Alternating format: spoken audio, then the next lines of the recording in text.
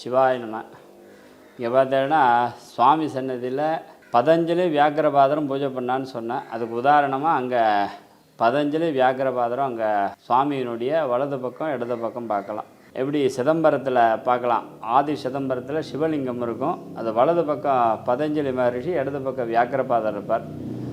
அதே போல் சிவகோச ஸ்தலம்னு சொன்னேன். சுவாமிக்கு ஹிருதய கமலம் போல், சுவாமிக்கு தமிழ் பெயர் பொன்னம்பலநாதர். அப்போது பொன்னம்பலநாதர்னா யாரை சொல்கிறேன்னு உங்களுக்கு புரியும், நடராஜர். அதுக்கு நிகரான ஸ்தலம்தான் அது.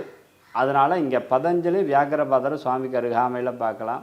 அதே மாதிரி 3D சிற்பம்னு சொல்லக்கூடிய அந்த அக்னி அந்த எந்திரத்தையும் காட்டுவார், அந்த எந்திரத்தையும் அங்கே பார்க்கலாம். அதே மாதிரி கீழே பார்த்தீங்கன்னா துவாரபாலகரையும் பார்க்கலாம்.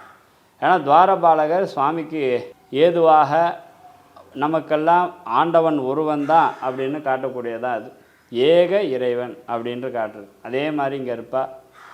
அம்பாள் சன்னதிக்கு பார்த்தோன்னா இந்த விநாயகர், இவரை பற்றி தனி சிறப்பே சொல்லலாம், அவ்வளோ விஷயம் இருக்குது. இல்லை சுருக்கமாக சொல்லப்போனால் பிரம்மச்சாரியாக இருக்க விட அந்த 3 எதிரோடு உள்ள பூனலாக இருக்கட்டும், நாக யஜ்யம், அதாவது நாகாபரணம், அந்த கீழே பார்த்தீங்கன்னா நாகத்தே அந்த அருணாக்கொடியாக அணிஞ்சின்றதாக இருக்கட்டும், இந்த கால் விரல் உட்பட இந்த பாசாங்குசம் உட்பட இந்த அழகோட இந்த தந்தமாக இருக்கட்டும், கண்ணாக இருக்கட்டும், அவ்வளோ நேர்த்தியாக இருக்கும். அதே மாதிரி பிரம்மச்சாரியாக இருக்கக்கூடிய விநாயகப் பெருமானையும் பார்த்து கிரகஸ்தனாக இருக்கக்கூடிய முருகப்பெருமானையும் இங்கே தம்பதி சமேதராக பார்க்கலாம். அதனால் பார்த்தோன்னா முருகப்பெருமானையும் இவ்வளோ சின்ன இடத்துல இந்த 3 விக்கிரகத்தையும் வரைஞ்சி, இந்த 3 விக்கிரகத்து முகமாக இருக்கட்டும், கண்ணாக இருக்கட்டும், இந்த விரல்லாம் பாருங்க எவ்வளோ லட்சணமாக இருக்குது பாருங்கள்.